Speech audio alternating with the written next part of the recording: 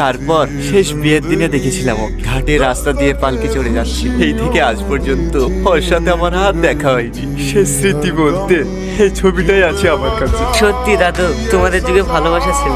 দাদু, সালমা করিমের বোন? হ্যাঁ, কিন্তু ওরা তোমাদের থেকে কত গরিব। সেই সময় বিশাল বড় লোক ছিল। সালমার বাপ মরার পরে সব বেঁচে খেয়ে ফেলিছে। আপনার নাম সালমা না? হ্যাঁ, তুমি কে? আমাকে চিনতে পারবেন না? আপনার বাড়ির নাম করিম তো? হ্যাঁ। ওই গ্রামে আমার বাড়ি। এখানে কোথায় এসেছিলা? এই স্বাগতের বাড়ি বেড়াতে এসেছিল। ও আমার বন্ধু। দেখি তো মনে হচ্ছে বিধবা। দাদুকে একবার চান্স নিতে বলবো নাকি? দাদি, আপনাদের বাড়ি কোনটা? চলেন একবার দেখে আসি। আমার কোনো বাড়ি নাই বন্ধু। ছেলের বউ বাড়ি থেকে বের করে দিয়েছে।